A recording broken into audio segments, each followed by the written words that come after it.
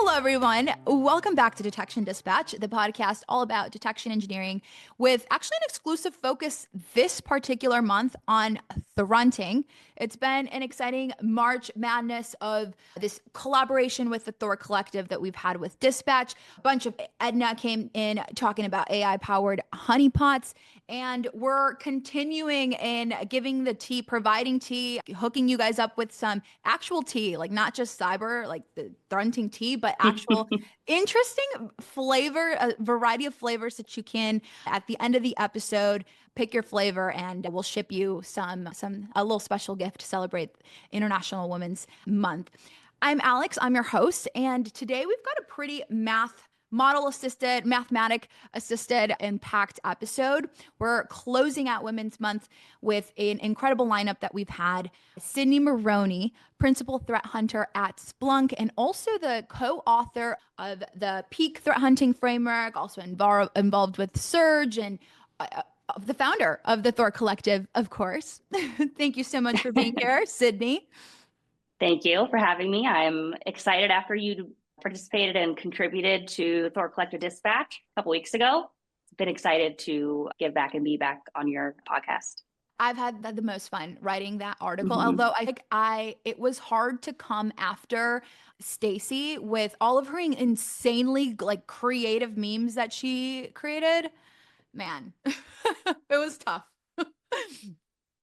But today we're going to be talking about obviously model assisted thrunting, what it actually means, what it looks like in practice, and where the real value comes for detection engineering teams. So if you're in the business of building and maintaining and refining detections, which I know a lot of you are, this is going to be a super great practical content that has been showcased in a lot of workshops that Sydney's put together. Techniques like clustering and statistical analysis and histograms, all around real life, right, cybersecurity, HTTP use cases. So thank you for being here. We can get right into it. Cindy, for those of us that don't know who you are and have been clearly living under a rock, why don't you tell us a little bit about you and what originally drew you to this space and what keeps you in the space?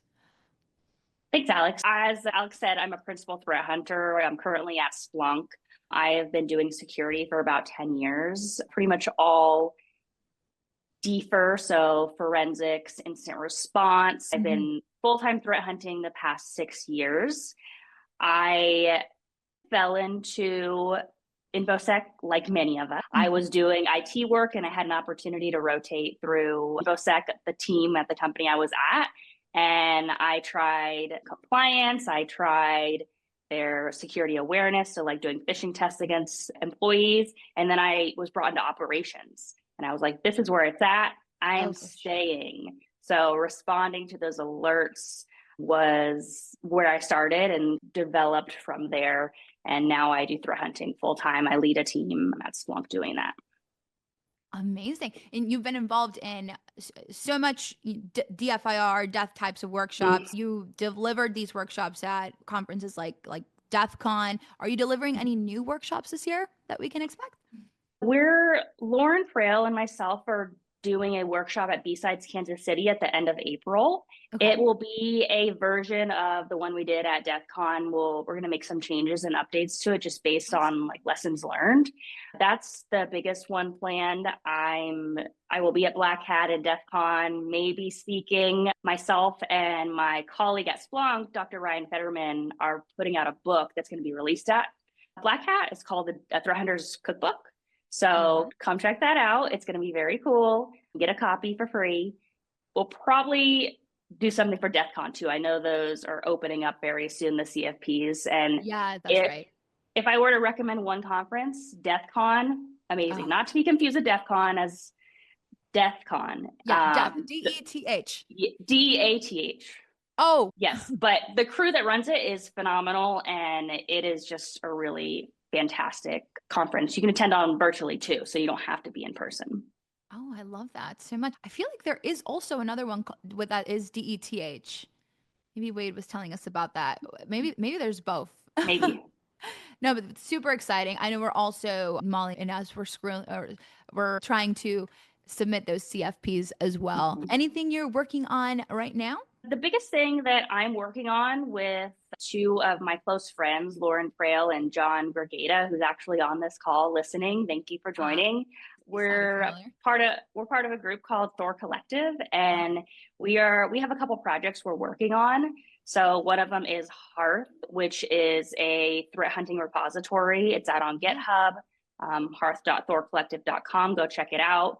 Another project we're working on is called Dispatch. We borrowed the name from Alex's wonderful podcast, or we're sharing the name. So it's Thor Collective Dispatch, and it's dispatch.thorcollective.com. And it's just a Substack publication where we post twice a week. And we also have a guest writer once a week. So we have one post from the Thor Collective people, and then one from a guest writer. And that's where Alex contributed a few weeks ago. So we're always looking for guest writers. If anyone's interested, feel free to reach out. We're just trying to post great content and give back to the community. And the content delivers. Like you don't have to think twice about this meme game. Like it is it's pretty spot on. And the one that was hard to come after was Stacy. Look at just how pretty these designs are. So definitely get involved. That's my favorite. Don't just hunt and document. The posts are very meme heavy. We like to have fun with our work, which we all should be doing. We mentioned fronting just because it's a community thing and we like to embrace it. I love it. I was on our previous couple of episodes when we had Lauren also involved with the Thor Collective, and as well as Edna. Before Thrunting just was not growing on me, and I really hated it at first, but I actually really think I like it now. We can't be taking everything so seriously, and I think that's a perfect example of that.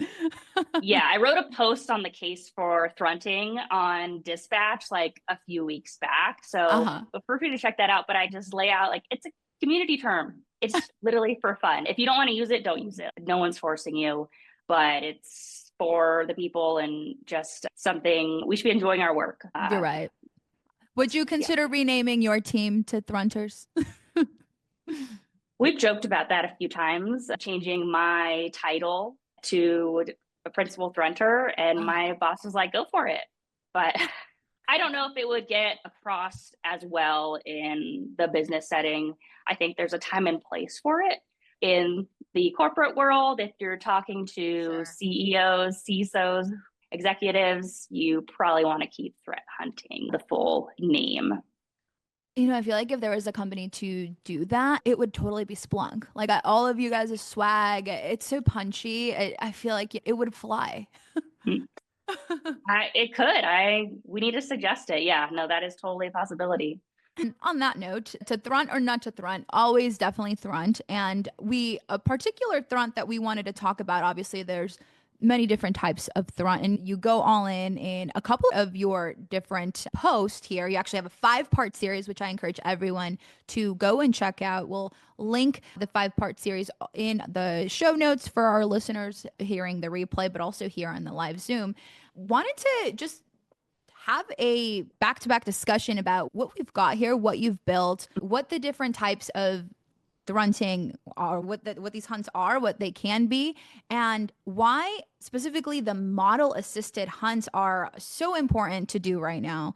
But I guess we can get started on some of the first ones, because there's obviously the baselines. It's to set the stage. Yeah, what Alex is mentioning is the 5-part series it's technically a walkthrough of our workshop we presented at DEF CON last year. And we walk through the peak threatening framework, which I'm a co-author of. And that covers structured threat hunting and how to do it in 3 distinct ways: hypothesis-driven, baseline, exploratory, and then your model-assisted threat hunting, which we break out all throughout these posts. Like Alex said, feel free to check them out. But we start off with our hypothesis-driven. We give you a scenario and we walk through it step by step. We are using Splunk as part of our examples just to show a tool that can be used for these things, but feel free to use what tools you have available to you. I'm very big on like bringing your own tools, and we might not all have to use what you have available to you, There's a lot about the methodologies too. So you don't have to like, don't be as concerned about maybe the search query syntax, but really it's like understanding The why concept. we're doing this and the concept, why we're doing this and how to do this, and take that back for you. So yeah, we start with hypothesis driven, jump into baseline, and then lastly, we have our model assisted threat hunting. Oh, I love this one. And obviously the hypothesis driven is basics, right? They can be Mhm. started in a couple different ways. They can be the start of an idea or the trigger to go into a full-blown investigation, or you could be in the middle of one and then go and have to validate a hypothesis and then come back to the original one. So that's a whole other topic in and of itself, and obviously it probably deserves many episodes. But the one that I am so interested in and what really caught my eye is how you wrote this piece, and is the model assisted threat hunting, because there's so much that we could be doing. There's so much, first of all, there's so much to do at at the SOC in our teams, and it's just so important right now to be able to surface a lot of these things, to just transition to more of an automated means of data Mm-hmm. analysis with these kind of data feeds, right? Like your HTTP traffic, the net flows, the a huge amount of voluminous data feeds. So I this caught my eye. And so wondering, why did you pick, first of all, this? So for those of you that are not seeing this, Sydney goes into using a lot of Splunk's ML capabilities to analyze HTTP traffic. So why did you choose this particular technique? Why did you choose the functions that you use? Tell us a little bit about this one. So for this one, we are looking at HTTP events again, which we actually looked at in the hypothesis-driven example. Uh-huh. So the idea being you can look at data from two different perspectives and use two totally different techniques and find different things. So for this model assisted threat hunting, when I say machine learning, people like cringe. They're like a little, ooh, I might not understand that. That's too technical for me. So I Yeah. really tried to break it down and make it as basic as possible and then build a little bit on that. Yeah. So I'm not actually using models in this example. That's something that I talk about a little bit that you Mm-hmm. can take this and use, but Mm-hmm. we are using some machine learning techniques. Like you mentioned, clustering, we're using the k-means algorithm. But I'm walking through all your traditional steps you would do if you are going to be applying algorithms to your data, building models, using that for either threat hunting or even detections for your SOC. And of course, when you do these kinds of things, like what kind of questions then does it help us answer around HTTP traffic, would you say? I would say it can be really helpful if you have a lot of data and it's very complex in nature. We like to say implicit complexity is the requirement when you want to use math. And so for this example, we're taking a lot of HTTP traffic Yeah. and digging through it and trying to find if there's anything suspicious. Hmm. Yeah. So the and the article breaks it down really well, the kinds of properties that you're looking at, right? The methods, the source destination, what you start with, what you end with, the ratio of these bytes. I love how you're using a lot of the functions, but also visualizing it here for Mm-hmm. us. Uh, what kind of graphs did you guys get into? So there's simple pie charts. There's also histograms in there where the data is like binned into specific durations. Uh-huh. We also have a 3D scatter plot, which is showing clusters, which Mm. is very cool. Yeah, that's probably my favorite one. Oh my And you can gosh. see there might be some outliers that you could dig into. But these are all things that I did in Splunk, of course, but you might be able to do them in your tools. If not, there's tools like Jupyter Notebooks that you can Mm. use, and you can do all of these techniques in. Again, I'm just brushing the surface of machine learning and math with this post and this workshop. There is so much more you can do. I really wanted to try to bridge that gap between the threat hunter and the data scientist. And let's get somewhere in the middle where you understand some of the data science concepts, but maybe you don't like understand everything all at once. You just need to build to get there. Yeah. And again, this is so important to do when you're looking, how large was this data set, this HTTP traffic data set? I do not recall, probably like a couple gigs, Yeah. a couple gigabytes of worth of data. Typically they're going to be, I've seen in the 2 terabyte, 3 terabytes, a lot of Oh yeah. those voluminous data sources.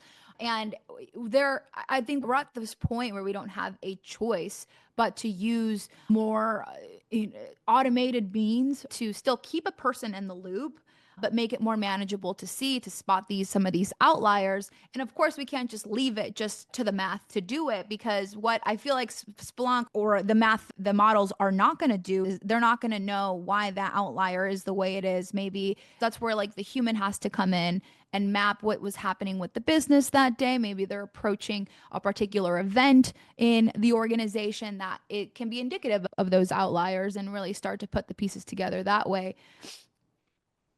Yeah, I think we can lean on machines to help us. The idea behind math is that the data is so complex and large that we want a machine to do the analysis instead of our eyes trying to do it. And it just helps us get there a little bit faster. So it augments our work. If you ask anyone about ChatGPT, like it's just augmenting our work, really. It's not like taking over the world. Yeah, Yes. absolutely. We're getting some leverage, we're getting there faster, and we're able to focus on better things that, yeah, that also are advancing us. I think we're moving at a good speed too if we're automating our own manual work. But as far as detection engineering opportunities, it's a detection engineering podcast after all. What automated alerting did you discover from this? Are there any detection engineering opportunities that have resulted from this HTTP traffic analysis? There definitely are. The query, if you get it down to something that's super high fidelity like this, you can say, oh, trigger on the outliers. So like that in the bottom corner, there's that orange one that's sticking out. You Yeah. can have it trigger on certain ones that are out really far outside the various clusters.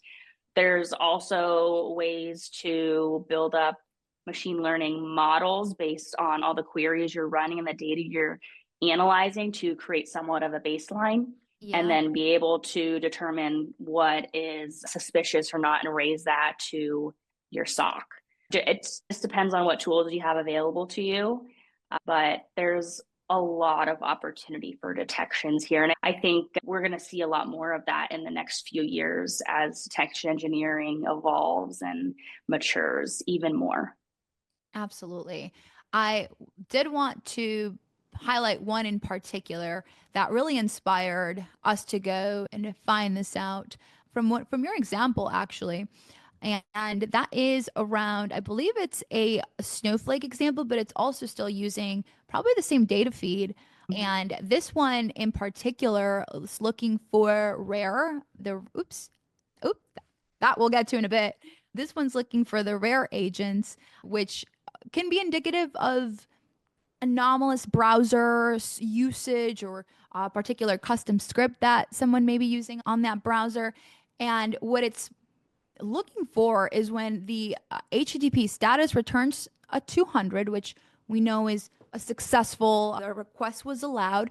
But then it's starting to leverage on some of these functions, right? Like how Sydney used, this one is in Snowflake in particular, but it's starting to use some ranks. First of all, some ranking. So if this response size is over 100 bytes, it will suggest that we've got actual content that was not only successfully transferred, but the request was returned. And then there's some additional filtering that happens to help with the false positive aspects of it. A little bit later, here, right here, is to, out of all of these requests, because this is probably going to bring a significant amount, only the top like 0.1% of the cases, helping, I guess, with the fidelity aspects of it, because this, I've seen it come back with a lot you can do, especially with these large amounts of data feeds.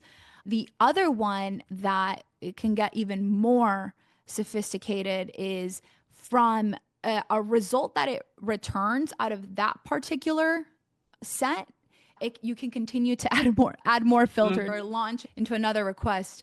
Let me right here. So out of this one, we've got the Okta. This is an Okta data feeds. So not just your Okta alerts, but sending all of the authentication telemetry. If you're sending that to Splunk or into Snowflake today, this one is looking for logins that stand out from that baseline behavior, but particularly from unusual IP address. So it's bringing some what is it, the coordinates, right? Mhm.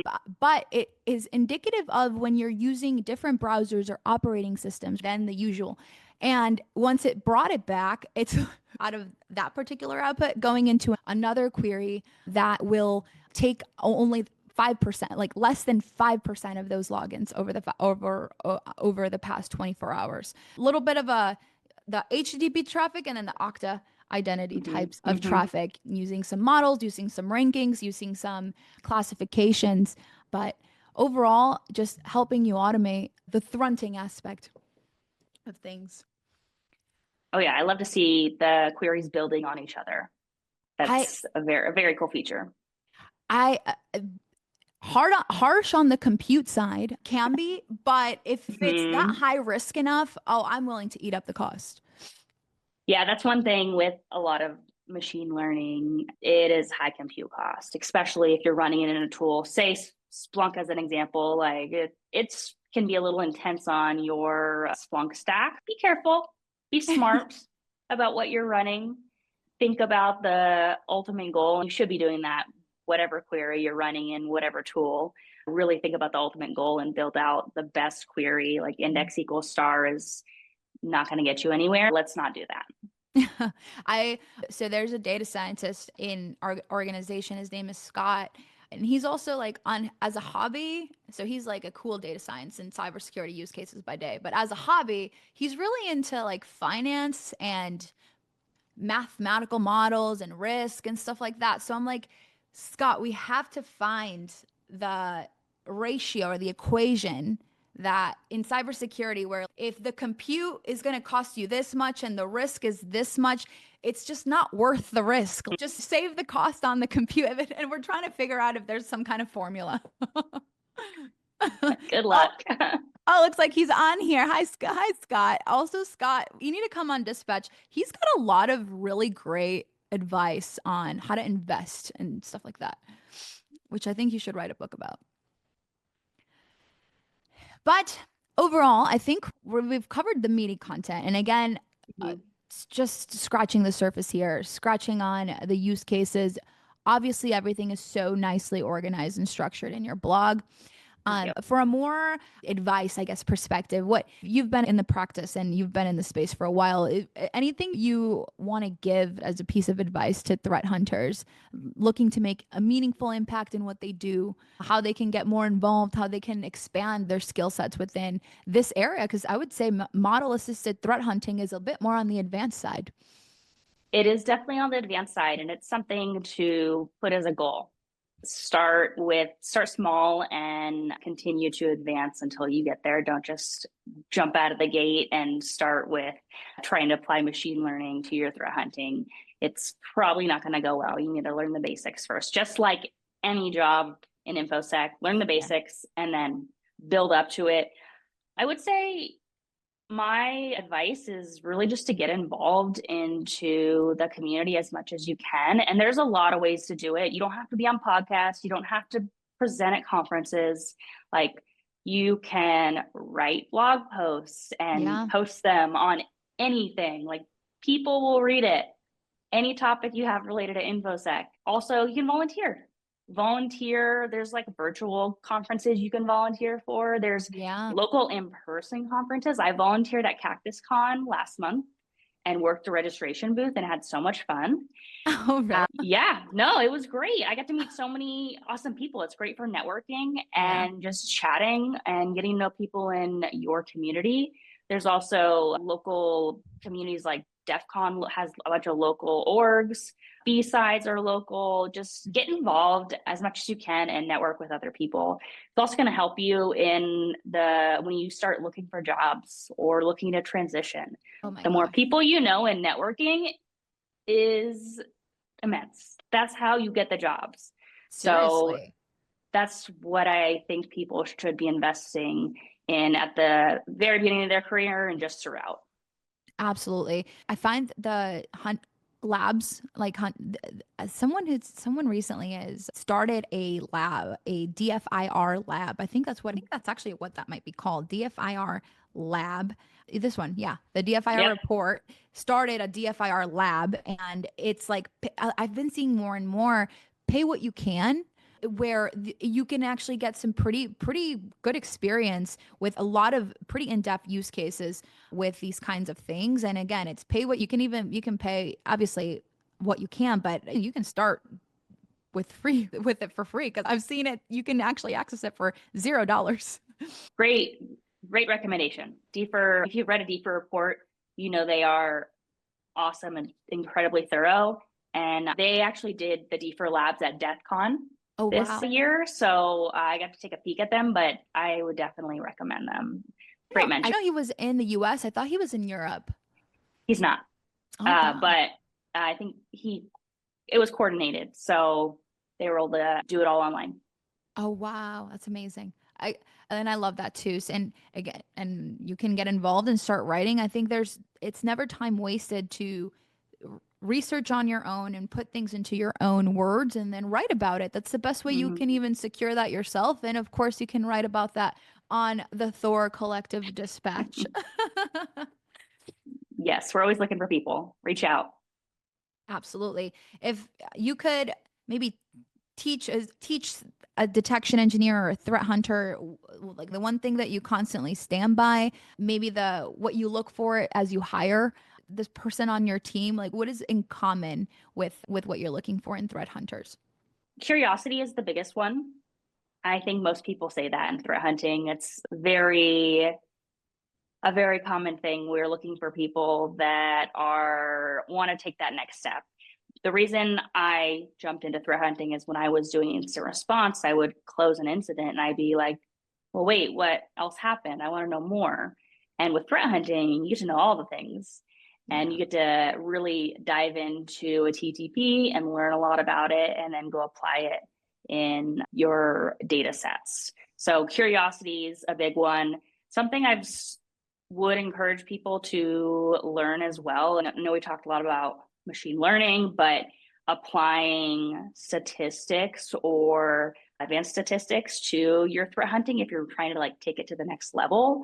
Yeah. I wrote a post on the 5 number summary, which is if you've taken math in school, you probably learned about it. It's just your like min, max, median, and interquartile ranges. It sounds more complicated than it is. But these are little things that you can learn and apply to your threat hunting and use as a new technique and just take it up a notch and Yeah. look at things from another perspective. That's a step I would take if you have been threat hunting for a little bit and you want to try something new. Maybe math is a little too much of a reach and you're not quite ready for that. Something like advanced statistics, Z scores, standard deviation. I'm going to put out a post on those in a couple weeks to talk about how you can draw out with them. But those are little things that you can learn and take advantage of to really increase your threat hunting skills. Oh, I love that. Start with the foundation and then work your Mm-hmm. way up from there. I'm loving how there's an overlap. There's like this collusion of data science and detection engineering and threat hunting. It's all coming together so nicely, and I couldn't be more excited about it. I completely agree. So, with that, folks, that leads us to the end of our episode, where you very patiently were able to get the tea, the thrunting tea, the math tea, but also you'll be able to snag some tea if you scan this QR code, or Jeanette and Molly will link it in the chat. You can select from a variety of different kinds of flavors of tea that you can provide for the very special lady in your life, or obviously for yourselves.